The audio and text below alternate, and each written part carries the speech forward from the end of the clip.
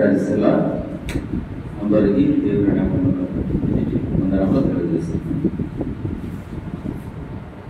మరి మనం ఆరాధనకు వెళ్ళే ముందు ఆరాధన గురించి కొన్ని విషయాలను ధ్యానించుకుంటూ వాగ్దాన రీతిగా మనము ఆరాధన చేసేవాడిగా ఉన్నాం. మరి ఈ వారం ఆరాధన కొరకు సరిచేయు దేవుడు మన యేసుక్రీస్తు ప్రభువు వారు మనలను సరిచేయు దేవుడుగా ఉన్నాడు. అయితే మనం దేవుని చేతులు ఉంటే జరుగు కార్యాలు మరియు ఆయన ఏ రీతిగా మనల్ని సరిచేస్తున్నాడు అన్న విషయాల మీద మనం ధ్యానించుకుందాం. ఇర్మియా రచయితలో 18వ వచనం చూసినట్లయితే,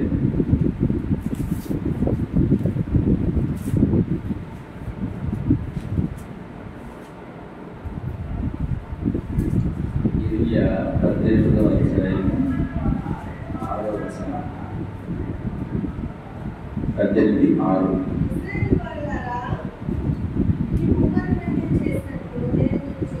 ఇశ్రాయేలు వారలారా, ఈ కుమ్మరి మట్టికి చేసినట్లు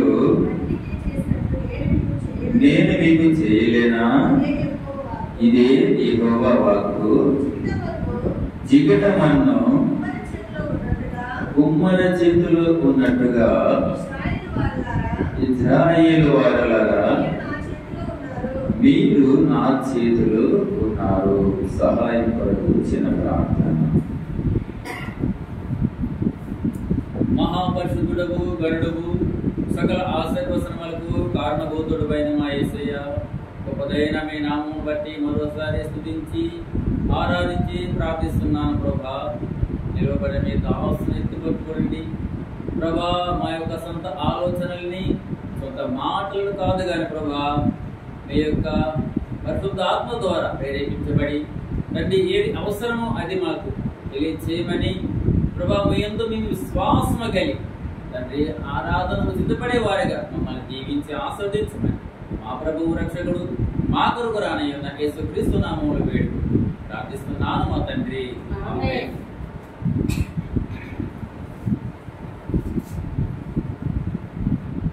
ఇర్మియా 18వ అధ్యాయం నుండి అధ్యాయంలో 6వ వచనం ఏముందంటే, ఇశ్రాయేలు వారులారా, ఈ కుమ్మరి మట్టికి చేసినట్టు నేను మీకు చేయలేనా? ఇది యెహోవాకు. ఇశ్రాయేలు ప్రజలతో ఏమని చెప్తున్నట్టే, ఒక కుమ్మరి వాడు మట్టితో తన పాత్రలు చేసినట్టు నేను మిమ్మల్ని సరి చేయలేనా? నేను మిమ్మల్ని ఆదరించలేనా? మిమ్మల్ని నేను ఒక ప్రశస్తమైన వారిగా నేను చేయలేనా అంటూ ఆయన ప్రశ్నిస్తున్నట్టుగా వాక్యం తెలియజేస్తుంది. అయితే చికిటమన్ను కుమ్మల చేతిలో ఉన్నట్టుగా, చికిటగల మన్ను కుమ్మరి వారి చేతిలో ఏ విధంగా ఉంటుందో, ఇశ్రాయేలు ప్రజలరా, మీరు నా చేతిలో ఉన్నారు. ఇది కేవలం ఇశ్రాయేలుకి మాత్రమే కాదు కానీ దేవుని ఎరిగిన ప్రతి ఒక్కరికి కూడా ఈ మాట వర్తిస్తుంది. అంటే కుమ్మరివాడు తన మట్టి తీసుకుని ఈ విధంగా తన పాత్రలు చేయాలనుకుంటున్నాడు, తన మట్టిని తను ఏ విధంగా స్వాధీనపరచుకుంటున్నాడో, అలాగే మట్టి లాంటి మనము దేవుని వశములో ఆయన చేతిలో పడితే ఆయన అంతకంటే పవిత్రులుగా, పరిశుద్ధులుగా, ఆయనకి పుత్రులుగా ఆయన చేయలేరా? ఆయన ప్రశ్నిస్తున్నారు అన్నమాట. కాబట్టి మనము ఎక్కడైతే జారిపోయామో, ఎక్కడైతే పడిపోతున్నామో, ఏ స్థితిలో మనము బలహీనత చోటిస్తున్నామో అటువంటి పరిస్థితులు మనం జ్ఞాపకం చేసుకున్నాం. దేవుడు పిలుస్తూ మిమ్మల్ని నేను సరి చేస్తానంటున్నాడు. కుమ్మరివాడి కంటే నేను గొప్పవాడిని కానా అంటున్నాడు. అంటే ఆయన మనకి సరి చేసే దేవుడై ఉన్నాడు. చక్కగా సక్రమైన త్రోవలో, సక్రమైన విధానంలో ఆయనకి ఇష్టముగా, ఆయన సంతోషపడేటట్లుగా ఆయన చేతిలో ఉండాలని ఆయన ఇష్టపడుతూ ఉన్నాడు. మరి ఆయన చేతిలో ఉంటే ఏం జరుగుతుంది? ఆయన ఎందుకు ఆహ్వానిస్తున్నాడు? ఎందుకు మనం ఇష్టపడుతున్నాడు? ఎందుకు ఆయన కోరుతున్నాడు నా చేతికి రండి అని చెప్పేసి? అలాగే ఆ చేతికి వెళ్తే జరుగు కార్యాలేమిటి? మనము ఆయన చేతికి చిక్కితే జరుగు కార్యాలేమిటో ఒక 3 విషయాలు తీసుకొని మనం ఆరాధన. మొదటిగా మనము ఆశీర్వదించబడదన్నమాట. మొదటిది అంటే మనము ఒక మట్టి లాంటి మనము ఉమ్మయమైన చేతికి వెళ్ళేటట్లుగా మనము కూడా దేవుని చేతిలో పెడదట. మొదటిది మనం ఏంటంటే ఆశీర్వదింపబడుతాము. మొదటిగా ఇది ఆదికాండం 12వ అధ్యాయం, ఆదికాండం 12వ అధ్యాయం 2వ వచనం.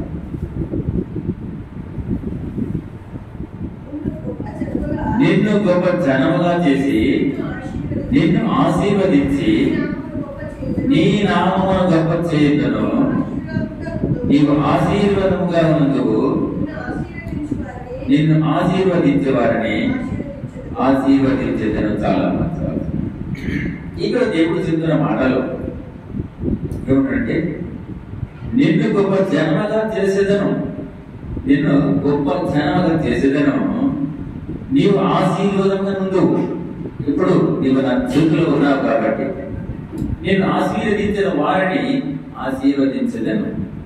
నువ్వు ఎవరినైతే దీవిస్తున్నావో, నేను ఎవరినైతే దీవిస్తున్నావో వారిని బట్టి నేను నిన్ను కూడా ఆశీర్వదించదను.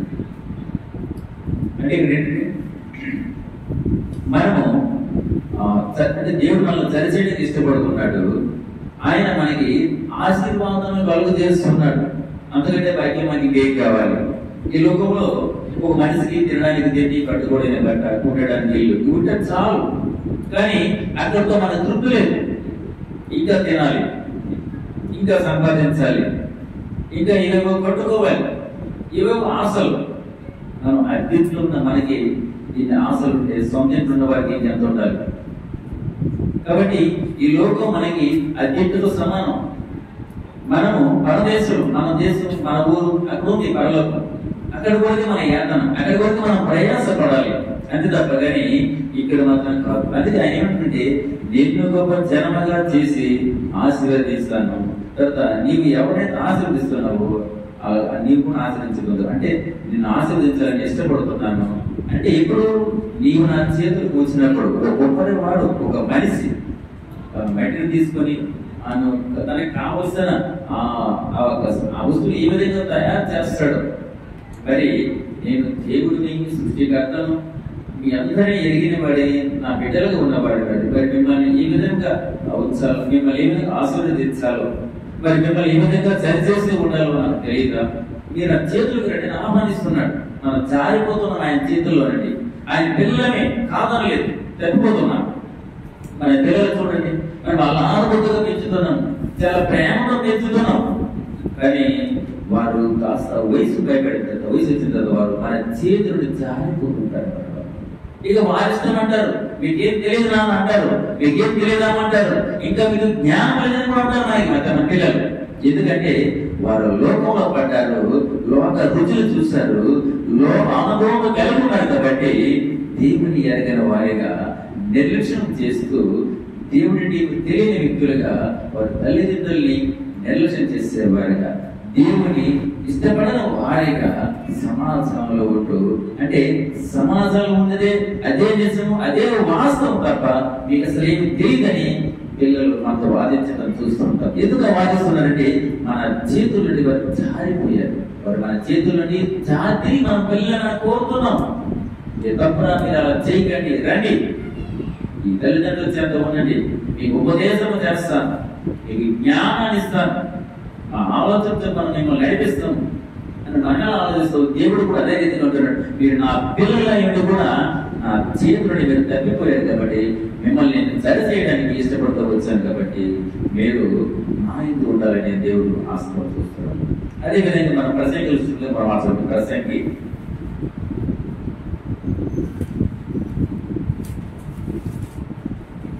ప్రసంగి 5వ అధ్యాయం 19వ వచనం, 5వ అధ్యాయం 19వ వచనం. మరియు దేవుడు ఒకరికి ధాన్య సమృద్ధి ఇచ్చి దాని యందు తన భాగమును అనుభవించుటకును అన్నపానములు పుచ్చుకొనుటకును తన కష్టార్జితమందు సంతోషించుటకును వీలు కలుగు చేసిన ఎడల అతనికి ఆ స్థితి దేవుని ఆశీర్వాదం వలన కలిగినది అనుకోవాలి. ఇక్కడ మొదలగే మనం ఇక్కడ అధికారంలో 12:2 చూసినట్లయితే నేను గొప్ప జనముగా చేసేదను అంటున్నాడు. నేను గొప్ప జనంగా చేయమంటే అది ఇక్కడ చూపిస్తున్నాడు. ప్రజలు ఏమని చూపిస్తున్నాడంటే 5:19 మరియు దేవుడు ఒకరికి ధాన్య సమృద్ధి ఇచ్చి, దేవుడు ఇస్తున్నాడు మనకి ధాన్య సమృద్ధిని మనకి ఇస్తున్నాడట. ఇచ్చి ఇంకా చూడండి తన కష్టార్జితమందు సంతోషించుటకు, అంటే కొందరు ఏమంటారంటే దేవుడు ఇచ్చేది అంటే నేను కష్టపడ్డాను, నా కష్టార్జితంతో సంపాదించుకున్నానని నిర్లక్ష్యంగా మాట్లాడే ఇక్కడ ఉన్నారు. నువ్వు కష్టార్జితం కలిగి ఉన్నావంటే దాని వెనక దేవుని కృప నీలో ఉందని నువ్వు మర్చిపోవద్దు.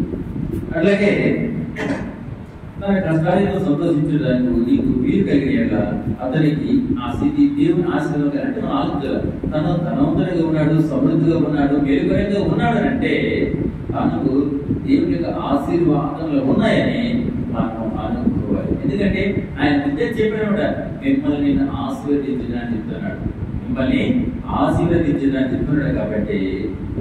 కాబట్టి మనము ఆయన సరిచేయటకు ఆయన చేతి నుండి జారిపోయే మనం తిరిగి ఆయన చెంతకు చేరేవాడిగా మనం ఉండాలన్నమాట. అంటే మొదలుగా ఏంటంటే ఆయన చేతిలో ఏదో మొదటి కార్యం అంటే మనల్ని ఆశీర్వదించబడతాడు. మొదలంటే మనల్ని ఆశీర్వదించడానికి ఆయన ఇష్టపడేవాడిగా ఉన్నాడు. అంటే మనము ఆశీర్వదించబడదాము ఎప్పుడు ఆయన చేతులు ఉన్నప్పుడు, జారిపోయినప్పుడు కాదు, తప్పిపోయినప్పుడు కాదు, పాపం వైపు చూస్తున్నప్పుడు కాదు. కానీ ఏమి ఇష్టమైన కార్యములను మనం విడిచిపెట్టి అసహించుకుంటూ ఎప్పుడైతే దేవుని చేతులకు వస్తామో అప్పుడే మనము ఆశీర్వదింపబడతాము.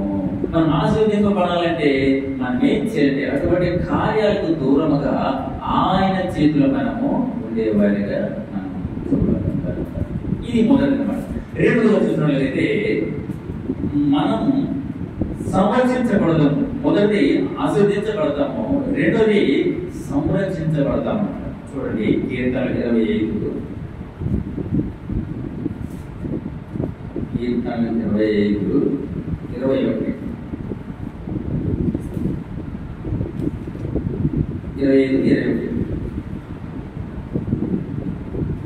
నీ కొరకు నేను కనిపెట్టుచున్నాను, యథార్థతయు నిర్దోషత్వమును నన్ను సంరక్షించును గాక. చూడండి ఇది దావీదు గారి కీర్తన. ఆయన చెప్తున్న మాట్లాడంటే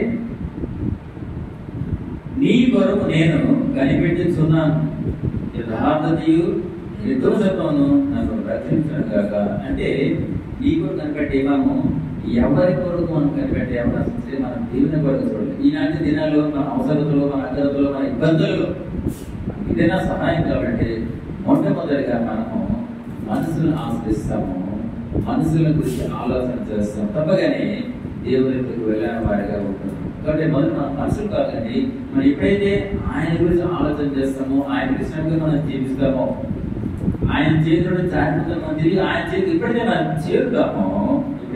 చేరుతామో అప్పుడు మనము ఆశీర్వదించబడతాము, అప్పుడు మనము రక్షింపబడతాము. చూడండి అది కూడా చూడండి, యథార్థత నిర్దోషత్వము అది మనం రక్షిస్తాడ. ఇక్కడ యథార్థత నిర్దోషత్వం దేనికి సూచన అంటే దేవాది దేవుడైన యేసుక్రీస్తు ప్రభువు వారికి అది సూచన. ఇక్కడ యథార్థత నిర్దోషత్వం అంటే దాని అర్థం ఏంటంటే దేవుడు మనకు తోడై ఉన్నాడు, యేసుక్రీస్తు ప్రభువు అని మనము ఎప్పుడైతే మనం యేసుక్రీస్తు మనతో ఉంటాడు అంటే ఎప్పుడైతే మనం యథార్థతను నిర్దోషత్వము కలిగి ఉంటామో ఆ రెండు మనల్ని సంరక్షిస్తాయి. మొదటి మనల్ని ఆశీర్వదిస్తాడు, రెండోది మనల్ని రక్షించడానికి ఇష్టపడు. అలాగే కీర్తన 34 కీర్తన 34 7వ వచనం. యెహోవా యందు భయభక్తులు గల వారి చుట్టూ ఆయన దూత కావలి ఉండి వారిని రక్షించను. ఇంకేంటంట, ఆయన యందు భయభక్తులు కలిగి ఉండాలట. ఈనాటి దినాల్లో చాలా మందికి భక్తి ఉండదని భయం లేదు, భయం లేనే లేదు. అందరము భక్తిని చూపిస్తున్నాం. కానీ దేవుడు కోరుకునేది ఏంటంటే భయభక్తులు. చూడండి కదా, అంత స్పష్టంగా రాసి చూడండి, యెహోవా యందు భయభక్తులు. అక్కడ భక్తి అనేది రాలేదు, భయభక్తులు అంటే భక్తితో కూడా మనకి ఏముండాలంట, భయం ఉండాలంట. మనకి ఏముండాలి, భయం ఉండాలి. అయ్యో ఈరోజు దైవ కార్యం చేస్తున్నాము, దేవుని ఆరాధిస్తున్నాము, దేవుని పని కొరకు మనం కోరుకున్నామంటే మనం ఎలా ఉండాలంటే ఆయనకి ఇష్టమైన వారిగా ఆయనకి ఇష్టమైనవే చేయాలి మనం.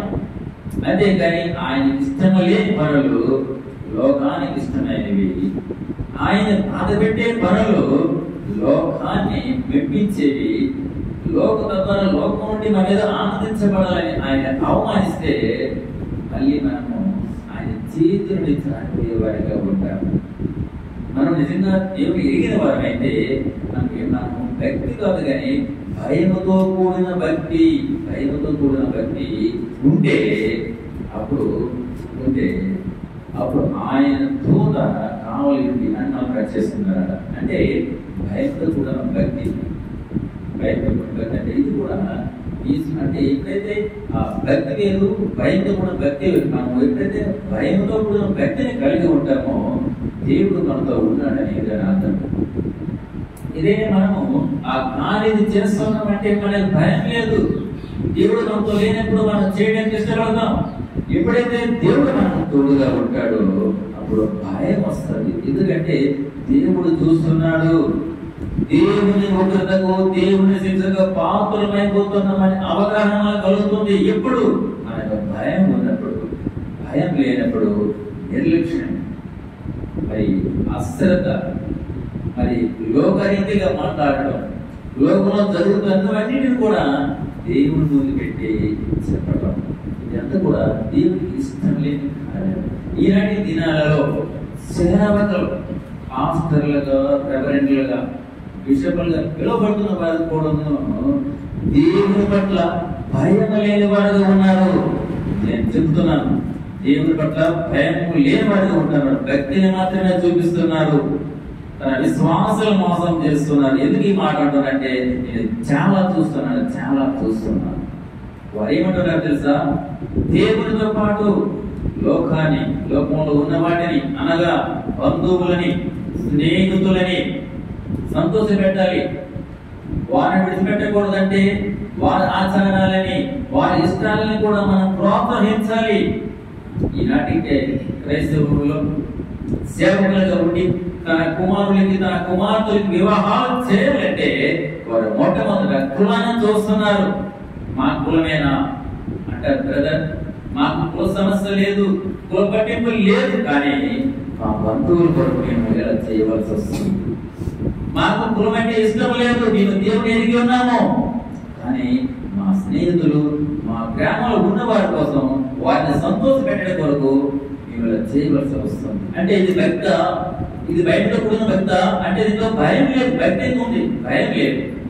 నిజంగా మనము భయముతో కూడిన భక్తిని చూపించాలని దేవుడు ఆశపడుతుంటే భయాన్ని పక్కన పెట్టి మనం కేవలం భక్తి అంటూ మనల్ని మనం మోసం చేసుకుంటున్నాం. దేవుడు మోసం చేయడం లేదు, మనము మనల్ని మోసం చేసుకుంటాం. కానీ దేవుడు కోరుకుంటే భయంతో కూడిన భక్తి. ఎప్పుడైతే భయంతో కూడిన భక్తి మనలో ఉంటుందో అప్పుడు మనము రక్షింపబడతాము. అలాగే చూడండి, సామెతలు 4వ అధ్యాయం మాట్లాడుతుంటది. సామెతలు 4వ అధ్యాయం 6వ వచనం.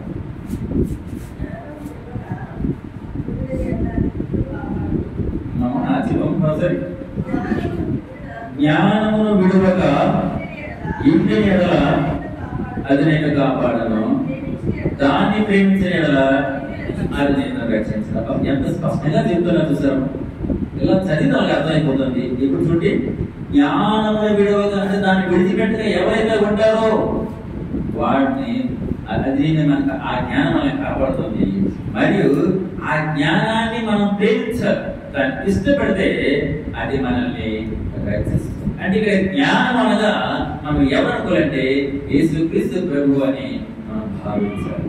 నిజంగా మనలో దేవుడు ఉంటే మనలో జ్ఞానం ఉంటుంది. మనలో జ్ఞానం ఉంటే ఏది మంచో ఏది చెడు, ఏది చెయ్యాలో ఏది చేయకూడదో అన్ని కూడా దేవుడు మనల్ని బలపరుస్తూ తెలియజేస్తూ నడిపిస్తూ ఉంటాడు. ఇప్పుడు దేవుడు మనతో ఉంటాడు అంటే జ్ఞానం అలా ఉన్నప్పుడు, జ్ఞానం వల్ల ఉన్నప్పుడే ఆ జ్ఞానం మనల్ని రక్షిస్తూ ఉంటుందన్నమాట. ఇక్కడ జ్ఞానానికి కూడా జ్ఞానానికి ఎవరంటే చూసినట్టే యేసుక్రీస్తు ప్రభువు. ఎప్పుడైతే మనం జ్ఞానాన్ని కలిగి ఉంటామో, యేసుక్రీస్తు ప్రభువుని కలిగి ఉంటామో, ఆయన చేతికి మనం అప్పగించబడతామో అప్పుడే దేవుడు మనల్ని సరి చేయడానికి, మన క్రమంలో ఆయన ఇష్టమైన రీతిలో మనం నడిపించడానికి ఆయన ఇష్టపడుతూ ఉన్నాడు. అలాగే 2 తిమోతి 4వ అధ్యాయం కూడా చూడండి మాట రక్షణ.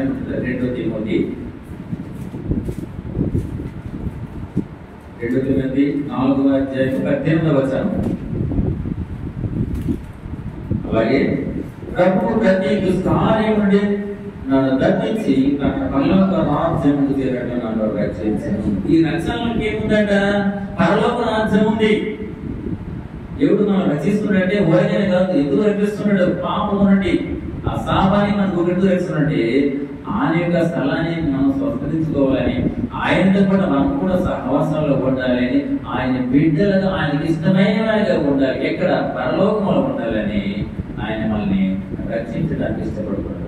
ఆయన మనం రక్షించాలంటే మనం ఏమిటంటే ఆయన చేతిలో ఉన్నట్లయితే కుమ్మరేవాడు మట్టితో ఏ విధంగా తన వస్తువులను తయారు చేసి తన యొక్క జీవనోపాధిని సాగిస్తాడు, దేవుడు కూడా మట్టిలాంటి మనల్ని తనకిష్టమైన వారిగా, తనని ఆరాధించిన వారిగా, తనని కనపరిచిన వారిగా దేవుడు మన చేయాలని ఈ సమయంలో ఇష్టపడుతూ మాట్లాడుతున్నాడు. చూడు ఎంత స్పష్టం.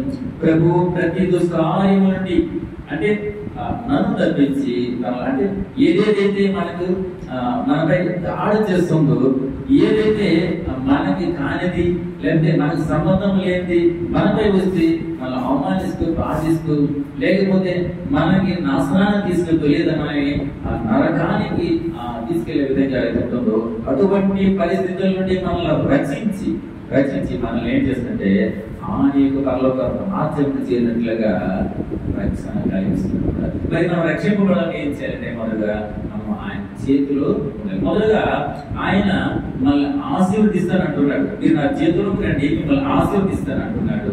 రెండోది ఏమంటే మీరు నా చేతిలో ఉంటే మిమ్మల్ని రక్షిస్తాను అంటున్నాడు. చూడండి, ఈ లోకంలో మనం చూసుకుంటే జంతువుల విషయం చూసుకున్నట్లయితే మనుషుల విషయం చూసుకోండి. ఒక తల్లి తన చిన్న బిడ్డని తన రోడ్డు మీదకి తీసుకుని వెళ్తున్నప్పుడు, తన ఏదో పరచాలలో చేయించినప్పుడు, పొరపాటు చేయించినప్పుడు ఆ పిల్లలు ఏదో చూడాలని, ఎక్కడికో వెళ్ళాలని వారు తెలియక పారిపోతున్నప్పుడు సడన్ గా వారి కొన్ని ప్రమాదాలకు గురవడం మనం చూస్తూ ఉన్నాం. ఎందుకు అలా జరిగిందంటే తల్లి చేయి విడిచిన బిడ్డ, తల్లి చేయి విడడం వల్ల తన ప్రమాదాన్ని ఎప్పుడైతే తల్లి చేతిలో ఆ బిడ్డ చేయి ఉంటుందో అప్పుడు మనము సంరక్షించబడతాము. దేవుని అలాగే మనం దేవుని చేతిలో ఉన్నట్లయితే దేవునికి ఇష్టం లేని కార్యాలకు దూరంగా ఉంటాము. ప్రతి ఒక్క దుష్కార్యం నుండి కూడా మనము రక్షింపబడతాము. ఆయన పరలోక రాజ్యంలో మనము నివాసులుగా ఉంటామని దేవుని వాక్యం చదివిస్తుంది. మొదటిగా ఆయన ఆశీర్వాదం ఉంది, రెండోది ఆయన యొక్క రక్షణ ఉంది, మూడోదిగా చూసినట్లయితే ఆయన మనల్ని స్వస్థపరిచేవాడు. మనము స్వస్థపడదాము, మనం ఆయన చేస్తుంటే మనము స్వస్థపరచబడదాము. ఇది నిర్గమకాండము 15వ అధ్యాయం 15వ అధ్యాయం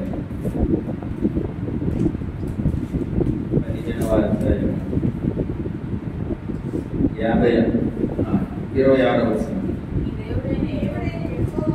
మీ దేవుడైన యెహోవా వాక్కును శ్రద్ధగా విని ఆయన దృష్టికి న్యాయమైనది చేసి ఆయన ఆజ్ఞలకు విధేయులై ఆయన కట్టలన్నింటినీ అనుసరించిన ఎడల నేను ఐగుప్తీయులకు కలుగజేసిన రోగములు ఏది మీకు రానియ్యను, నేను స్వస్థపరిచేవాడు నేనే అని చాలా.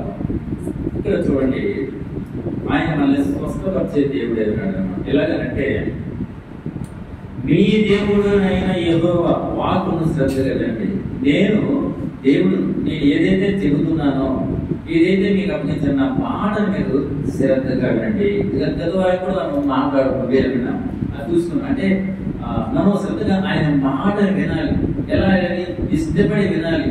ఇష్టపడి దాన్ని అర్థం చేసుకున్నట్లయితే ఆ మాట ద్వారా మనము ఆయన యొక్క రక్షణ పొందుదాము, ఆయన యొక్క జ్ఞానాన్ని పొందుదాము, ఆయన యొక్క ధైర్యాన్ని కూడా పొందుదాము. అంటే వాక్యంలో కూడా రక్షణ. ఇక్కడ చూడండి, మీరు నా మాట వినాలని చెప్తున్నారు కదా. వాక్కు అంటే దేవుని ఒక శ్రద్ధగా వినాలి. ఇప్పుడే ఆయన మాట మనము ఇష్టపడుతూ శ్రద్ధగా వినాలి. విని ఆయన దృష్టికి న్యాయం చేసి ఆయనకి ఏది ఇష్టమో అదే మనం చేయాలి. ఆయనకి ఏది ఇష్టం లేదో దానికి దూరంగా ఉండాలి అన్నమాట. చూడండి, పాపం అంటే ఏంటి? పాపము ఆజ్ఞ అతిక్రమమే పాపం.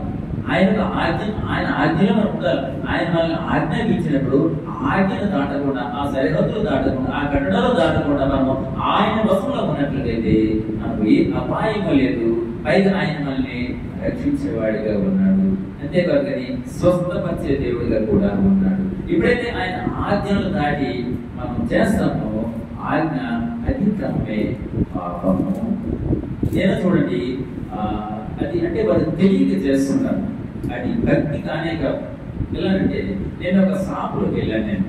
ఒక షాపులోకి వెళ్తే యజమాని కూర్చున్న సీట్ వెనక పెద్ద ప్రేమ ఉంది. ఫోటో చూశాను, ఆశ్చర్యం వేసింది. మీరు తెలిసే పెట్టుకున్నారా? తెలియ పెట్టుకున్నారా? ఇప్పుడు ఒక తాగేవాడుతో మందు తాగేవాడుతో మందు తాగొద్దు అని ఎవరు చెప్తారు? మందు అంటే అసహించుకున్నవాడు, మందు ఇష్టం లేనివాడే చెప్పాలి. లేదా ఒక సిగరెట్ తాగేవాడి గురించి సిగరెట్ తాగొద్దు అంటే తప్ప ఎవరు చెప్తారు? సిగరెట్ అలవాటు తాగిన వాడు తప్ప తెలుసుకున్నవాడు చెప్తారు. అంతే కదమ్మా. మరి నేను దేవుడిగా పిలువబడి దేవుడిగా చెప్పుకున్న నేను ఎంత సాత్వికంగా, ఎంత పద్ధతిగా, దేవునికి ఎంత ఇష్టంగా ఉంటానో, దేవునికి ఎంత విధేయత కలిగి ఉంటానో, అప్పుడు నేను నలుగురికి చెప్పేది అది సాత్వికంగా ఉంటున్నాను. మరి నేను దేవుడిగా పిలువబడి భక్తుడిగా ఉండి మీ అందరి ఇళ్లలో నేను స్థిరంగా ఉండేట్టుగా నా ఫోటోలు పెట్టించుకుంటే నేను నా అవతార వేషం ఉంటాను. అవతార వేషం మానుతుంది. కానీ ఆయన ఒక గంజాయి తాగేది ఒక ఉంటుంది, అది నోట్లో పెట్టుకుంటూ అంటే అసలు గంజాయి తాగుతున్న ఫోటో అనమాట. అది పెట్టుకుని దాన్ని దేవుడిగా పూజిస్తూ ఆ పక్కనే 500 రూపాయల కాగితాలు అతను పెట్టుకున్నారనమాట ఆ ఫోటో దగ్గర. అంటే అర్థం ఏంటి? గంజాయి తాగినా తప్పలేదు, మా దేవుడు గంజాయి తాగుతున్నాడు కానీ మేము తాగినా తప్పలేదు. మా దేవుడు అబద్ధాలు ఆడుతాడు కాబట్టి మేము అబద్ధాలు ఆడినా తప్పలేదు. మా దేవుడు పాపం చేస్తాడు కాబట్టి నేను పాపం చేయడం తప్పలేదు అన్న భ్రమలో ఉన్నారు. వారు తెలియక చేస్తున్నారు. వారు దేవుడు దీవించాలని కోరుతున్నారు.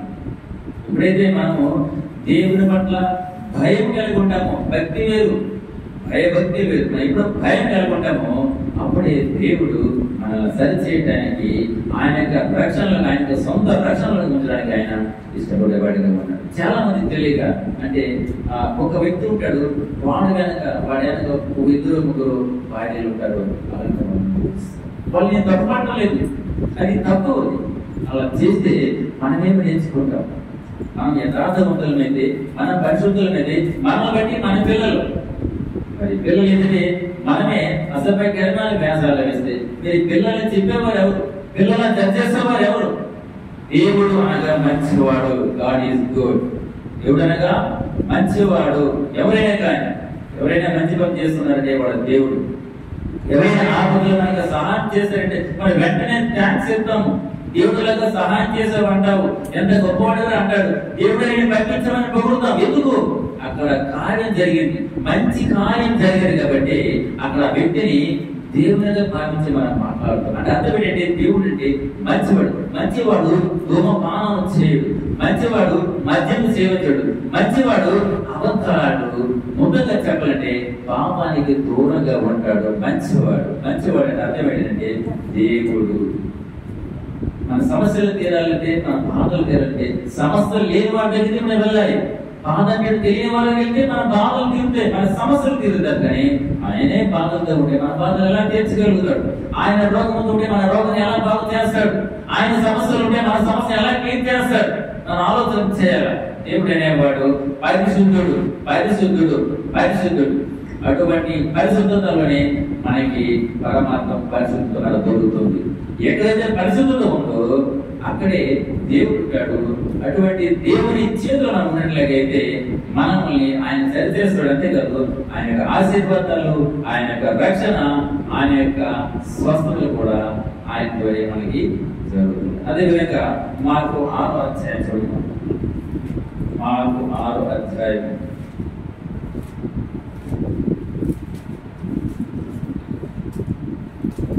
మార్కు 6వ అధ్యాయం 56వ వచనం.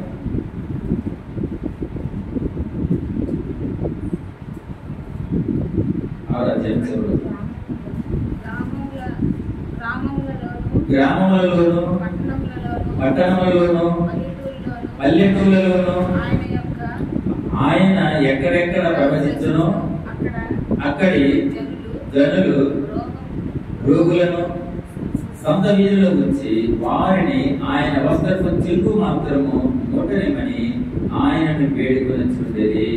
ఆయన పుట్టిన వారందరూ కూడా స్వస్థత పొందింది. చూసారా?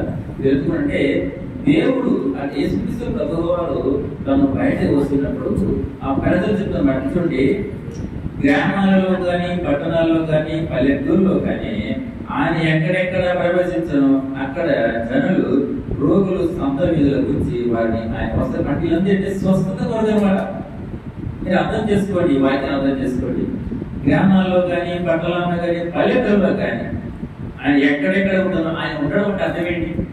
ఆయన ఉండడం అంటే ఆయన వాక్యం ఎక్కడ ఉంటుందో, ఆయన సువార్త ఎక్కడ ప్రకటించబడుతుందో, ఆయన కార్యాలు ఎక్కడ జరుగుతున్నాయో, ఆ కార్యాలు ఆయన ఎక్కడ కనపరచబడుతున్నాడో అక్కడ మనం ఉన్నట్లయితే మనం స్వస్థత పొందుదాము అన్నాడు దేవుడు. కదా కుమారి నీ విశ్వాసమే నేను స్వస్థపరచని చెప్తాడు. విశ్వాసం ఉండాలంటే ఆయన మాటలు వినాలి. ఎక్కడ ఆయన మాటలు ఉన్నాయి? పల్లెటూరులో దొరుకుతున్నాయా? పట్టణాల్లో దొరుకుతున్నాయా? వీధి సందులో దొరుకుతున్నాయి? ఎక్కడున్నాయి ఆయన మాటలు? ఆయన కార్యాలు ఎక్కడ జరుగుతున్నాయి? ఆయన సుఖం వినాలి, ఆయనకి లోపడాలి, ఆయన చేతి కింద ఉండాలి. ఇది దేవుడు కోరుకుంటుంది అనమాట. ఇక్కడ ఎంత స్పష్టం చెప్తున్నారు. మీరు గ్రామాల్లో కానీ పట్టణంలో కానీ పల్లెటూళ్ళు కానీ ఆయన ఎక్కడెక్కడ ప్రవేశించడం, ఆయన వాక్యం ఎక్కడెక్కడ ఉంటుందో, ఆయన యొక్క పరిశుద్ధ కార్యాలు ఎక్కడ జరుగుతున్నాయో అటువంటి చోట్ల మనం ఉన్నట్లయితే అక్కడ జనులు రోగులను సొంత వీధిలో వచ్చి వారిని ఆయన వస్త్రపు చిలుకు మాత్రమే ముట్టనిమని ఆయన వేడుకుంది. అటువంటి ఎప్పుడైతే మనం దేవుని వాక్యం కొరకు ఇష్టంతో మనం ఆయన వాక్యాన్ని వెంబడిస్తామో, ఆయన వాక్యం కొరకు పరుగులు చేస్తామో, ఆయనతో సహవాసం చేయాలి ఇష్టపడతాము, అటువంటి స్థితిలో కూడా దేవుడు మనల్ని స్వస్థపడటానికి ఆయన ఇష్టపడేవాడు. దీన్ని బేస్ గా తీసి చాలా మంది సేవకులు ఏం చేస్తారంటే మిమ్మల్ని మేము స్వస్థపరుస్తాము రండి అంటూ ఆ స్వస్థత ప్రార్థన సాగులాంటివి, స్వస్థత రకరకాలు మీటింగ్స్ అని పెడుతూ ఉంటారు. అది కాదు కానీ ఇక్కడ ఏంటంటే ఆయన ఎక్కడెక్కడ ఉంటున్నాడు, ఆయన వాక్యం ఎక్కడ ఉంటుందో, ఆయన కార్యం ఎక్కడ జరుగుతుంది అన్నట్లయితే అటువంటి స్థితిలో కూడా దేవుడు మనల్ని స్వస్థపరచబడగలుగుతున్నాడు. అదే చూస్తే చివరిగా మొదటి పేతురు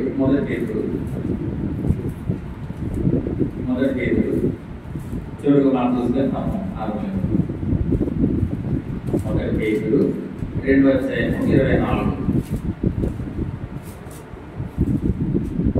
చూడండి. 2:24 1 పేతురు 2:24 మనము పాపముల విషయమే చేయకపోయి నీతి విషయమే జీవించినట్టు ఆయన తానే తన శరీరమందు మన పాపములను మన మీద పోసి మోసపోయాడు. ఆయన పొందిన గాయముల చేత స్వస్థత. చాలా చూసారా? మనం ఏం చేయగలరు? మనము పాపముల విషయమే చనిపోయి నీతి విషయమే జీవించినట్లు. ఎప్పుడైతే మనం పాపం విషయమే చనిపోయి నీతి విషయమే ఇప్పుడు మనం జీవిస్తున్నామంటే అర్థం ఏంటంటే మనలో పాపము లేదు, మన పాపానికి దూరంగా ఉన్నాము, దేవునికి ఇష్టంగా ఉన్నాము అనే భావం. ఎప్పుడైతే మనం పాపం విషయమే చనిపోయామో అంటే ఒకప్పుడు పరిస్థితి, ఇప్పుడు మనసు లేదు. అంటే ఒకప్పుడు పాపం చేసేవాడు, ఆ పాపం చేసే వ్యక్తి కానీ చనిపోయి ఇప్పుడు పాపం లేని వాడిగా దేవుని యొక్క కుమార్తెగా నేను ఇప్పుడు జీవిస్తూ ఉన్నాను. ఎప్పుడైతే మనం పాపం విషయమే చెడిపోయి ఈ విషయమే జీవిస్తామో ఆయన తానే తన శరీరమందు మన పాపం విషయం మార్పు చూసారా. అంటే ఆయన మన పాపల విషయమే తన శరీరాన్ని హింసించుకు తన శరీరాన్ని నలగొట్టుకొని మాన్ మీద ఆయన వేలాడారు. ఎందుకంటే మనము పడవలసిన శిక్షను, మనం పొందవలసిన శిక్షను, ఆ శిక్షను ఆయన అనుభవించి మనల్ని పరిశుద్ధులుగా ఆయన కుమారులుగా ఆయన మనం తయారు చేసుకోవడానికి ఇష్టపడుతున్నాడు అన్నమాట. మనం పొందవలసిన శిక్షను ఆయన పొందుతున్నాడు, మనం పొందవలసిన అవమానము ఆయన పొంది ఉన్నాడు. అంటే ఆయన కుట్టిన దెబ్బలు చేస్తే మనకేమొస్తుందా? స్వస్థత వస్తుంది అన్నమాట. మరి ఆయనకి మన కారణంగా ఆయన శిక్షణ పొంది ఆయన రక్తం చిందించిన వ్యక్తి మన కారణంగా దెబ్బలు చిందించారంటే ఆయన దెబ్బల్ని అనుభవిస్తున్న అర్థం ఏంటంటే మనలో ఏ పాపము లేదు అని, మనలో ఏ పాపము లేదు అని. ఎందుకంటే పాపములో ఉన్న మనల్ని సామాన్య గురు కాకుండా అటువంటి స్థితిని మనల్ని తప్పించే దేవుడు ఎలా తప్పిస్తున్నాడంటే మనకు పడవలసిన శిక్షను తాను అనుభవిస్తున్నాడు. కాబట్టి ఇక్కడ మనం ఇక్కడ అర్థం చేసుకుందంటే మనము పాపము విషయమే చెడిపోయాము. ఇప్పుడు దేవుని ఎరిగిన వారిగా నీ దేశంలో జీవిస్తున్నాము. ఆయన తానే తన శరీరమందు మన పాపములు నాన్న మీద మోసుకొనను, మన పాపములన్నీ మోసుకుంటూ ఆయన మనకి విముక్తి కలిగించేవాడిగా, అంటే పాపము లేని వాడిగా చేస్తూ వచ్చాడు. ఆయన కొంచెం గాయముల చేత మనకి ఏమొస్తుందట? స్వస్థత వచ్చింది. ఇక్కడంటే చివరికి ఆయన మనకి స్వస్థతను ఇస్తున్నాడు. మొదటి మనల్ని సరిచేయడానికి ఇష్టపడుతున్నాడు.